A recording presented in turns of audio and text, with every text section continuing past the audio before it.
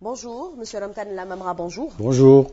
Alors, journée de la diplomatie aujourd'hui. Alors, plusieurs dates, plusieurs événements bilatéraux, multilatéraux, beaucoup de réalisations, une véritable dynamique observée durant les années 70 pour les rapports Nord-Sud et autres questions qui relèvent de l'autodétermination des peuples, une constante politique dans les relations extérieures de l'Algérie. Avec toutes les mutations que connaît le monde aujourd'hui, Monsieur Lamamra, l'Algérie est-elle restée fidèle à ses principes? Oui, absolument. Le 8 octobre symbolise la victoire de l'Algérie sur la colonisation, sur le colonialisme, symbolise également l'entrée de l'Algérie aux Nations Unies avec tous les principes, tous les idéaux et toutes les ambitions que l'Algérie a amenées avec elle en rentrant aux Nations Unies.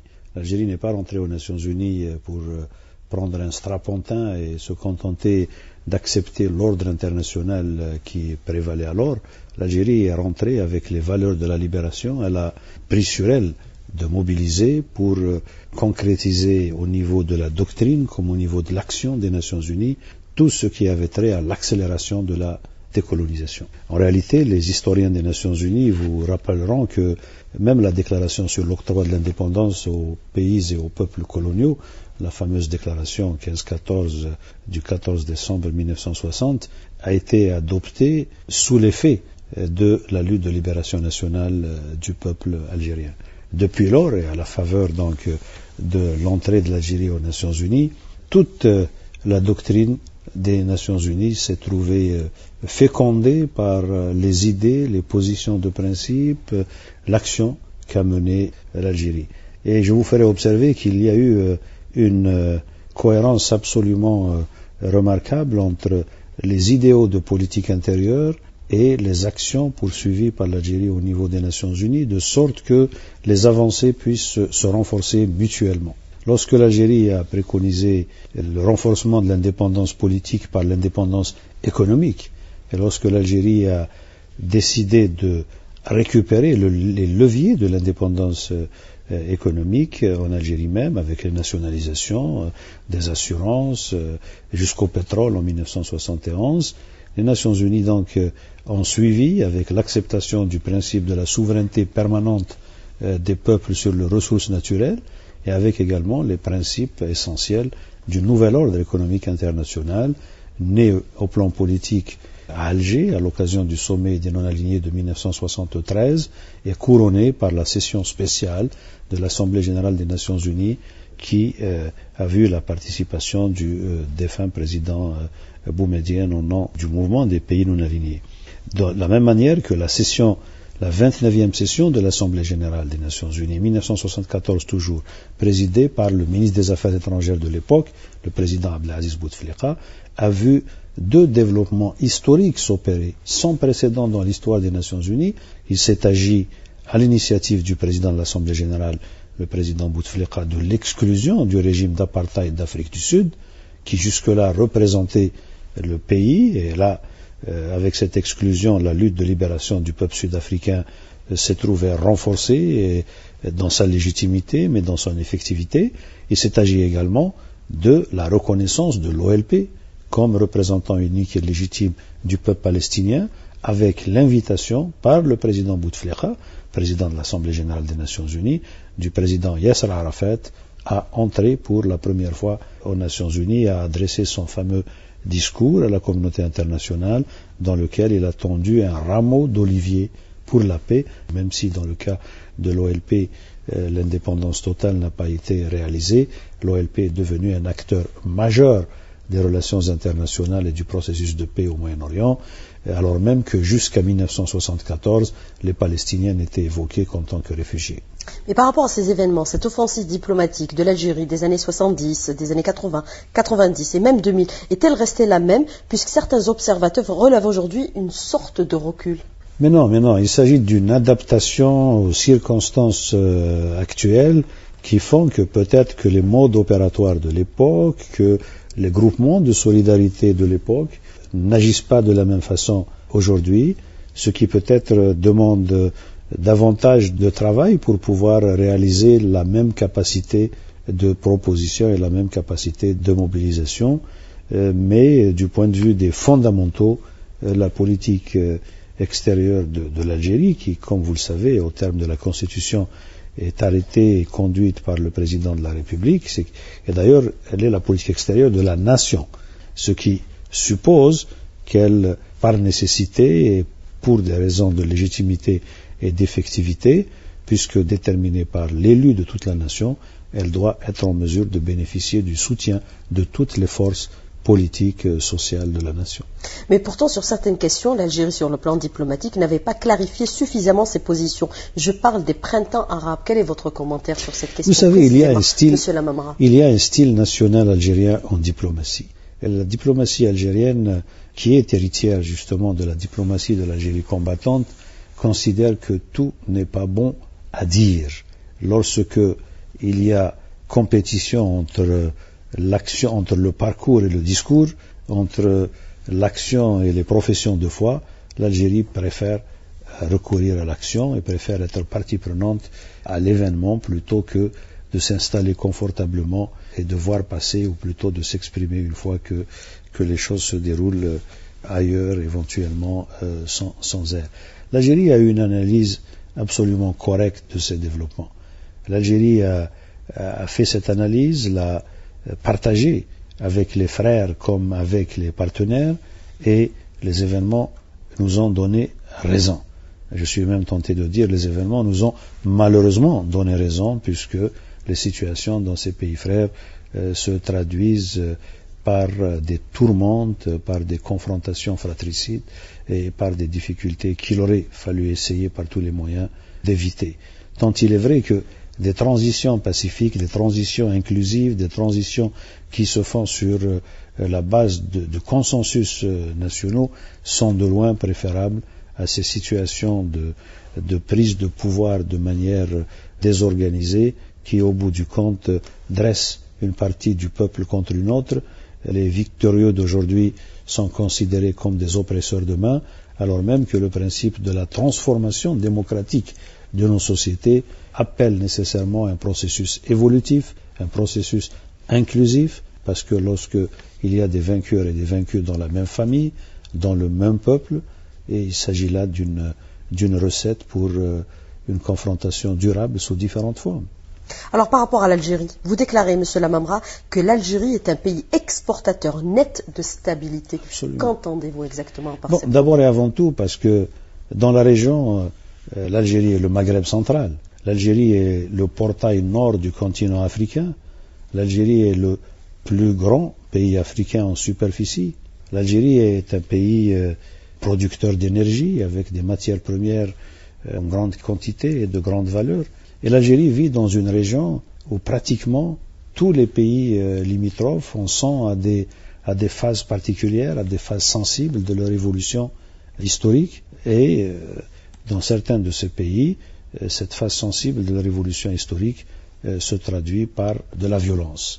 Alors l'Algérie, par la position qui est la sienne, par l'expérience qui est la sienne, par la qualité de son leadership, de sa direction politique, par le fait que le président de la République est considéré par tous ses partenaires comme un homme d'une grande sagesse, l'Algérie aussi, de par les capacités de ses forces armées, de ses services de sécurité, de sa diplomatie, cette Algérie-là est un élément de modération, de pondération, de stabilité, de sécurité, et cela même si les actions qui illustrent et qui démontrent cette affirmation ne sont pas toujours connues du grand public, il est parfaitement établi que beaucoup de pays voisins doivent à ce rôle de l'Algérie des évolutions positives, même par étapes incomplètes ou réalisations imparfaites,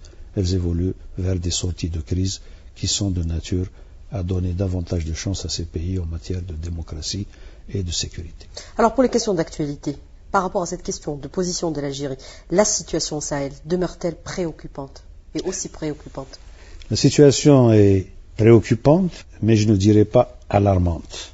Elle est préoccupante parce qu'elle n'est pas normale et parce qu'elle détourne de précieuses ressources qui autrement auraient pu être avantageusement utilisées dans la transformation démocratique, dans l'édification des États, l'amélioration de la gouvernance, l'amorce du développement économique, la prise en charge des défis écologiques. Tout cela sont les véritables enjeux et les véritables problèmes qui s'inscrivent dans la durée pour cette région extrêmement sensible.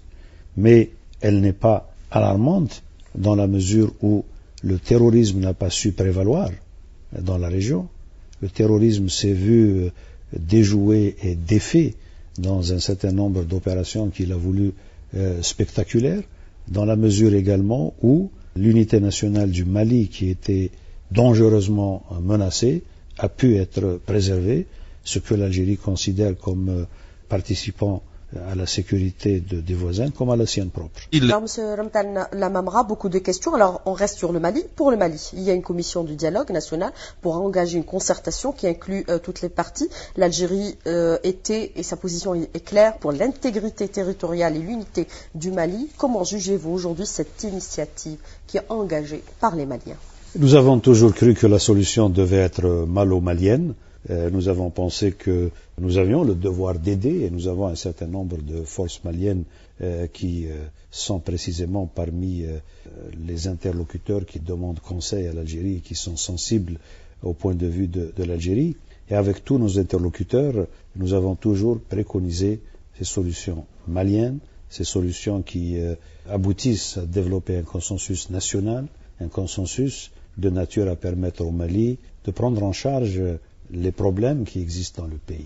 Et, de ce point de vue-là, de s'attaquer aux causes profondes qui ont mené à la crise que le pays a connue et continue de connaître, parce que la sortie de crise institutionnelle que nous saluons n'est pas toute la sortie de crise. Il est nécessaire qu'un certain nombre d'étapes soient également franchies et nous souhaitons à nos frères maliens plein de succès et nous les assurons que nous continuerons à être à leur côté. Simplement, dans beaucoup de problèmes du continent africain, il y a une double équation qui se pose en termes de gouvernance et qui se traduit par des interpellations très pressantes, se manifestant malheureusement parfois par de la violence. La première de ces équations, c'est la relation entre le centre et la périphérie. Souvent, les moyens dont disposent ces pays qui sont parmi les moins avancés, dont malheureusement les moyens sont très, très limités, souvent ces moyens sont concentrés dans des régions très, très, très circonscrites, à commencer par la capitale, et les équipements collectifs, les équipements sociaux, les infrastructures, les bienfaits du développement, aussi modestes soient-ils, n'atteignent pas forcément les périphéries que constituent les zones rurales, que constituent les zones désertiques, que constituent les zones de montagne, que constituent les zones qui ne sont pas très peuplées. Alors, ce déséquilibre dans cette équation est générateur de tensions, générateur de troubles et parfois générateur de violence. La deuxième équation qui est de ce point de vue importante pour la gouvernance dans les pays africains, c'est la relation entre l'unité et la diversité. L'aspiration à l'unité nationale est légitime. L'unité nationale est absolument essentielle pour le développement économique et social, le développement humain, mais l'unité nationale doit pouvoir prendre en charge la diversité, qu'il s'agisse de diversité religieuse, de diversité ethnique, de diversité linguistique, de diversité de genre, hommes et femmes, de diversité entre personnes lettrées et personnes illettrées. Toute cette diversité doit pouvoir être prise en charge pour renforcer l'unité nationale. Alors, dans le cas du Mali, il est clair que dans le nord, il y a des populations diverses. Il n'y a pas que nos frères Touaregs, il y a un certain nombre d'autres groupes humains dans le nord qui sont tous ces groupes humains sont également soumis aux affres de la nature, aux difficultés de vie, aux problèmes de l'aridité. Et donc, toutes ces populations pensent ou ont pu penser que la capitale est assez loin et qu'elle ne prend pas toujours en charge leurs préoccupations et qu'elle considère que, après tout, ne représentant pas une composante importante de la population, en des termes électoraux et autres, on pouvait ne pas toujours marquer beaucoup de sollicitude à leur endroit. Alors, dans l'organisation de l'État malien, avec les réformes qui sont annoncées par le président Keïta, que nous saluons, il est question justement de prendre les mesures appropriées pour redresser ces inégalités et faire en sorte que les régions du Nord bénéficient de programmes de décentralisation dotée de ressources, décentralisation conçue pour permettre une participation plus grande de ces populations dans le choix des dirigeants locaux et régionaux, mais une participation également garante de l'unité nationale, garante de l'intégrité du territoire, garante également de l'application des lois de la République partout à travers la République, territoire de la République, y compris au nord. Alors par rapport toujours à la situation au Mali, qu'est-il fait aujourd'hui pour libérer nos diplomates détenus dans ce pays? Vous pensez bien que je ne suis pas en mesure de vous dire qu'est-ce qui est fait exactement. Je puis en revanche vous dire qu'en cette journée de la diplomatie, nous communions très profondément, très intensément avec nos collègues, nos frères, nos amis qui ont été privés si injustement de leur liberté, privés également de la présence de leurs proches, de leur famille. Je puis vous assurer que nous en parlons tous les jours, nous interagissons à l'échelle de l'État, différentes structures de l'État tous les jours. Nous savons au niveau de l'État algérien que ces derniers jours, ils sont toujours en vie.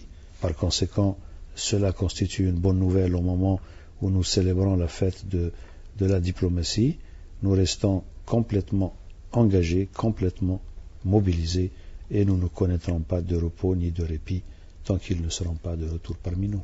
Alors, une question qui va dans le même sens. Vous évoquez les diplomates algériens détenus au Mali. Qu'en est-il des prisonniers algériens en Irak, monsieur Lamamra? Nous sommes en contact régulier avec les autorités irakiennes, aussi bien par le truchement de notre ambassadeur que par d'autres canaux diplomatiques. Nous savons que ce dossier avance. Il n'est pas encore conclu, mais nous avons bon espoir qu'il sera réglé dans un avenir proche. Alors la Tunisie a sollicité la médiation de l'Algérie. Tunis engage aujourd'hui un dialogue national, Troïka et Quartet. Ce dialogue serait-il une solution pour une sortie de crise? Oui, le dialogue est un développement extrêmement positif. Nous l'accompagnons de nos meilleurs vœux. Quant au rôle de l'Algérie, je crois que ce qui a été sollicité, c'était des conseils de frères, ce conseil sollicité du président Bouteflika en raison de sa propre expérience, de sa sagesse, et ces conseils ont pu être donnés au-delà des audiences que vous connaissez. Et il y a eu également des communications par d'autres canaux, y compris diplomatiques.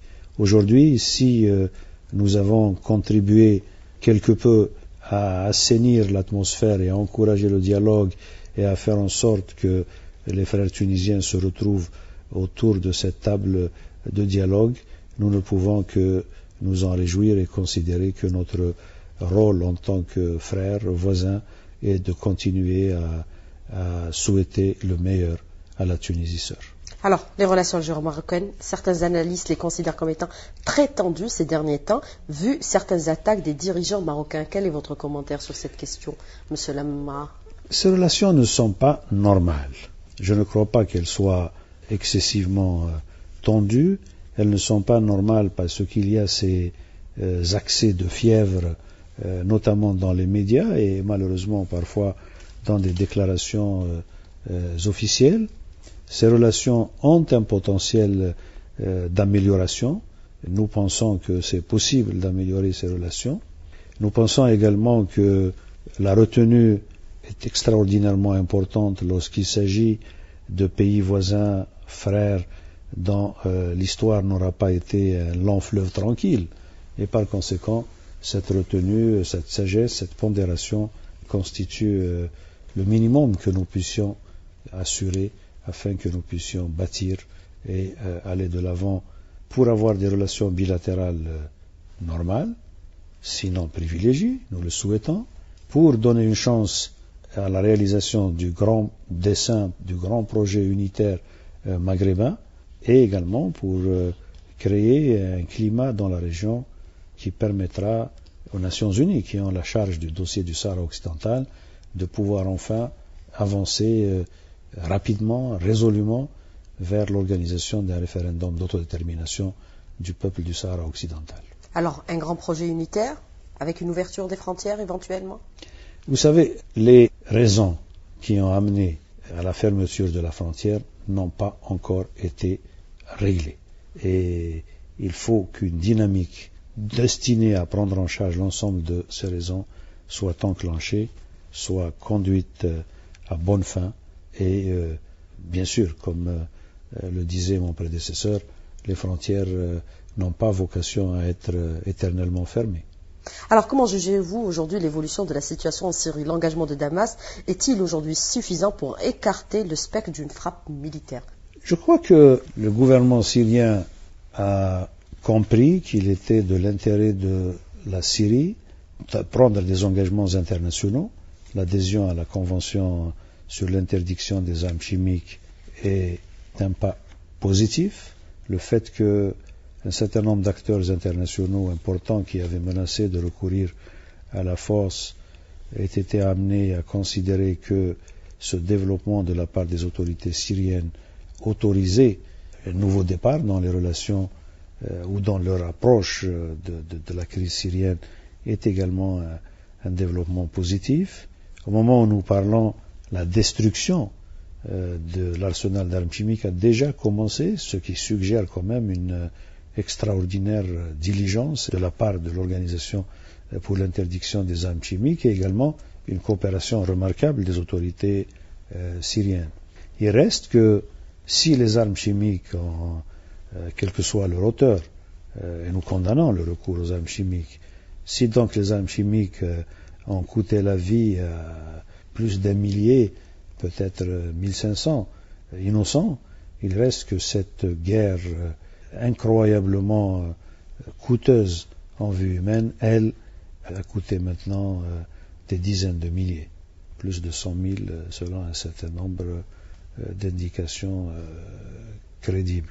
Et donc, la priorité doit porter maintenant sur l'arrêt de cette guerre, sur une solution politique à cette guerre, à cette crise, à cette guerre civile. La priorité doit tendre à la tenue de la conférence Genève 2 avec tous les acteurs syriens qualifiés, représentatifs, avec les acteurs régionaux qui également ont un rôle dans cette tragédie afin d'aider le peuple syrien à s'en sortir et à engager une transformation démocratique avec tous les acteurs qui permettra enfin au peuple syrien de choisir ses dirigeants à travers l'urne et non pas à travers les armes destructrices qui sont maintenant si abusivement utilisées contre des citoyens innocents dans ce pays frère. J'ajouterai que c'est là également que nous souhaitons que la Ligue arabe s'engage et s'engage de manière déterminée. Nous souhaitons que la Ligue arabe se ressoude et puisse s'investir là aussi avec beaucoup de conviction pour être partie de la solution en Syrie parce que c'est cela qui est attendu de la part du peuple syrien.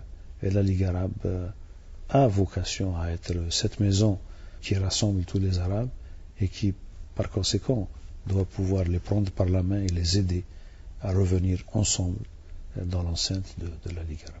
Mais M. Lamamra, l'expérience passée a démontré que la destruction de l'arsenal militaire ne met guère à l'abri d'une attaque. Et cette déclaration que vous avez formulée au niveau des Nations Unies, vous déclarez que l'arme nucléaire est un mal absolu, quel qu'en soit le détenteur. C'est votre déclaration. Vous relevez l'absurdité que cette arme soit jugée légitime quand elle est détenue par certains et illégitime quand elle l'est par d'autres. Qu'entendez-vous exactement par là, M. Lamamra?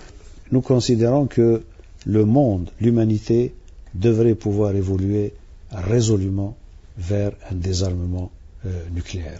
Ce n'est pas parce que le traité de non-prolifération des armes nucléaires a été fait à un certain moment et qui a consacré le monopole, si je puis dire, entre guillemets, d'un certain nombre de pays en matière de détention de l'arme nucléaire que la situation doit se perpétuer. Il s'agit pour les détenteurs de l'arme nucléaire de donner le bon exemple en poursuivant activement, avec conviction, avec efficacité, un programme de désarmement nucléaire. Alors l'interdiction des essais nucléaires est un pas dans la bonne direction. L'interdiction également de la sophistication, de la miniaturisation des armes de destruction massive serait également un autre pas dans la bonne direction. Il ne s'agit pas seulement de poser le problème en termes moraux, mais en termes politiques et stratégiques, pour considérer que ces armes, qui ont pu, dans le contexte de la guerre froide, avoir une certaine valeur dissuasive, n'ont plus de raison d'exister dans le monde d'aujourd'hui, où la supériorité, la suprématie doit être celle de la créativité, celle de l'imagination, celle de la maîtrise du génie de l'homme sur la nature, avec des avancées en matière scientifique, technologique. Et donc, il faut aller résolument vers le désarmement nucléaire, et c'est pour cela que des voix de la société civile, des milieux religieux devraient pouvoir s'élever pour réclamer une évolution rapide vers le désarmement nucléaire. Alors justement, pour le système des Nations Unies, pour ce qui concerne le Conseil de sécurité, vous avez appelé, M. Lamamra, à un meilleur équilibrage pour une plus grande représentativité des pays du Sud, notamment ceux de l'Afrique. Pensez-vous que c'est possible aujourd'hui? Oui, c'est possible. Il y a beaucoup d'intérêts divergents, évidemment, au sein des Nations Unies. Il vous suffit de savoir que depuis 1945, la composition du Conseil de sécurité n'a été élargie qu'une seule fois, entre 1963 et 1965, puisqu'il a fallu attendre les ratifications afin que l'élargissement devienne effectif, et que le Conseil a évolué de 11 membres à 15 membres, 4, l'élargissement intervenant exclusivement dans la catégorie des membres non permanents. Depuis lors, la configuration de la communauté internationale a changé de fond en comble, avec la fécondation de la composition des Nations Unies par la décolonisation, des 51 membres fondateurs en 1945, nous sommes passés à 193 États membres des Nations Unies. Avec la dislocation de l'Union soviétique, il y a eu également disparition de la structuration de l'ordre international en 2 blocs hostiles, avec le non-alignement s'efforçant de jouer un rôle entre les 2 blocs, non pas à travers une équidistance géographique et mathématique, mais à travers des prises de position destinées à dessiner une 3e voie pour épargner à l'humanité le spectre d'une confrontation avec des armes de destruction massive. Aujourd'hui, il y a beaucoup d'intérêt en faveur de la réforme du Conseil de sécurité des Nations Unies. Il ne s'agit pas seulement d'élargissement, il s'agit de démocratisation. Il s'agit de permettre au Conseil de sécurité d'être authentiquement représentatif de la volonté de la communauté internationale. Il s'agit par exemple de renforcer, d'accorder un certain contrôle d'opportunité à l'Assemblée générale sur les actes du Conseil de sécurité. L'Assemblée générale pouvant être considérée comme une espèce de parlement de toute l'humanité, de parlement du monde. Il s'agit aussi de veiller à ce que les travaux du Conseil de sécurité soient transparents, de veiller à ce que les pays, les organisations régionales qui ont des positions à faire valoir, qui ont une connaissance plus intime des problèmes qui se posent, de leur permettre de jouer le rôle qui doit être le leur en tant que membres actifs de la communauté internationale. Il s'agit à tout le moins également de réglementer l'utilisation du droit de veto. Il est parfaitement possible que les membres permanents du Conseil de sécurité eux-mêmes s'engagent à ne pas recourir au veto dans telle et telle situation. Il ne s'agit pas de leur imposer, parce que la charte est ainsi faite que sans le consentement des 5 membres permanents du Conseil de sécurité, il n'y a pas d'amendement possible à la charte. Mais il s'agit de les convaincre qu'il est dans leur intérêt national, comme de l'intérêt de l'ensemble de la communauté internationale. Il est également indispensable à la crédibilité des Nations Unies que le Conseil soit réformé, dans le sens de la démocratisation, dans le sens d'une représentativité plus grande, dans le sens d'une crédibilité et d'une efficacité plus grande. Alors par rapport à cette question de deux blocs et cette démocratisation, et pour réduire l'écart entre les pays développés et ceux en voie de développement, vous proposez, M. Lamamra, un mécanisme de coordination entre les pays non alignés et le G20 où siégeraient les membres de ces pays. Est-ce que c'est une volonté de réduire un peu l'écart entre ces pays? Et c'est une vieille revendication qui date depuis longtemps, des années 70, revendiquée aujourd'hui par l'Algérie et depuis toujours. Est-ce que vous pensez que ce qui n'a pas été réalisé durant les années 70 pourrait peut-être aujourd'hui aboutir? Oui, nous parions sur le meilleur. Nous considérons qu'aujourd'hui que le G8, par exemple, invite à ces réunions un certain nombre de chefs d'État, notamment les initiateurs du NEPAD en Afrique et le président en exercice de l'Union africaine. Ce n'est pas un exercice régulier, mais cela est arrivé et nous espérons que cela continuera d'arriver. Et l'Algérie y a participé, comme vous l'avez observé. Nous pensons qu'il y a de la part des puissances les plus développées ou des puissances investies de la qualité de membre permanent du Conseil de sécurité, une certaine réceptivité à cette demande, à cette volonté de la part des pays en voie de développement d'être enfin des parties prenantes plutôt que des parties prises. Et il y a aussi un certain désir de la part de ces pays les plus développés, de se projeter comme des pays qui non seulement pratiquent la démocratie à l'intérieur de leurs frontières et au bénéfice de leur peuple, mais également comme des pays qui sont soucieux de se mettre à l'écoute des aspirations et des demandes du reste de la communauté internationale. C'est pour cela que nous pensons que cette proposition revient sur la table, parce que, comme vous l'avez indiqué, elle est une proposition née dans les enceintes du tiers-monde avec un rôle clé de l'Algérie.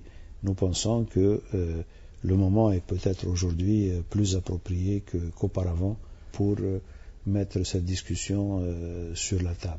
J'ajouterai que lorsque vous lisez une tribune de mon collègue, le ministre français des Affaires étrangères, qui lui-même aborde la question du Conseil de sécurité, du veto, en indiquant que sans doute dans des cas de massacre de population, même le droit de veto ne devrait pas être applicable, nous pensons qu'il s'agit là d'une idée qui rentre dans la perspective d'ensemble de ce que j'ai appelé la réglementation de l'utilisation du droit de veto. Si cette préoccupation devait être prise en considération, il y aura certainement d'autres situations également où il sera dit qu'il ne faut pas utiliser le droit de veto et que j'imagine que les membres du Conseil y seraient éventuellement réceptifs et qu'un paquet pourrait être réalisé dans ce contexte. Je ne parle pas du court terme, c'est toujours des initiatives qui mettent du temps pour maturer, mais nous avons bon espoir qu'elles prendront la bonne voie.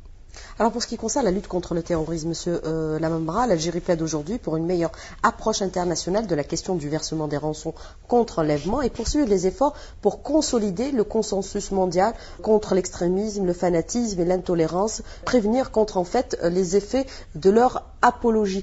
Est-ce que nous sommes aujourd'hui écoutés? Y a-t-il adhésion des pays à cette démarche de l'Algérie? De plus en plus. Il y a de plus en plus d'adhésion, de plus en plus de réceptivité, jusqu'y compris chez les pays les plus puissants de ce monde.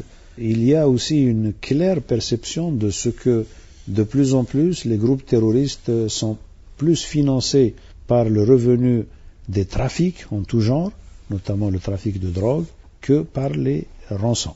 Les rançons, en fait, ne sont plus indispensables pour les groupes terroristes qui les réclament.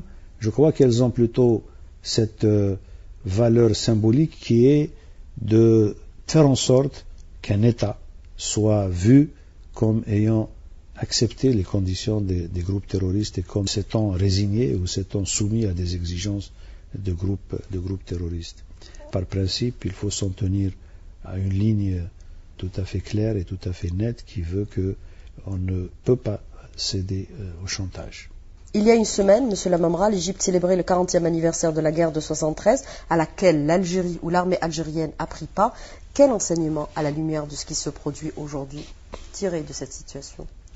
La guerre d'octobre a été un temps fort dans la mobilisation des pays et des peuples arabes pour la récupération de leurs terres spoliées. La guerre d'octobre a été également un moment très fort pour le recouvrement par le soldat arabe, le soldat égyptien, le soldat syrien de sa fierté propre pour avoir été défait dans d'autres guerres. La guerre d'octobre a été également un moment extrêmement important de la solidarité entre pays arabes lorsque l'arme du pétrole a été utilisée pour la première fois. Et donc la guerre d'octobre restera incontestablement comme l'un des plus beaux moments de l'histoire contemporaine du monde arabe et à travers le monde arabe du monde musulman. Aujourd'hui, le peuple égyptien frère vit des moments difficiles dans le cadre de sa transformation démocratique, de sa transition, de son évolution.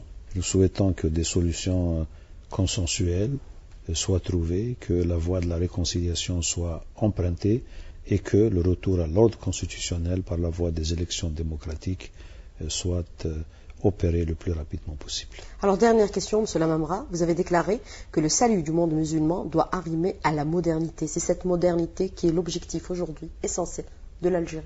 Oui, l'Algérie a toujours pris soin de concilier authenticité et modernité. Je crois que la guerre de libération nationale qui a donné la chance à la femme algérienne de prendre un rôle de premier plan aux côtés des hommes dans la lutte pour l'indépendance a enclenché ce processus historique de modernisation de la société algérienne et que de plus en plus, je l'ai dit, le salut est effectivement dans une authenticité arrimée à la modernité. Le monde musulman ne pourra maîtriser son devenir et s'affirmer dans le monde difficile d'aujourd'hui et de demain que si véritablement il parvenait à s'inscrire résolument dans la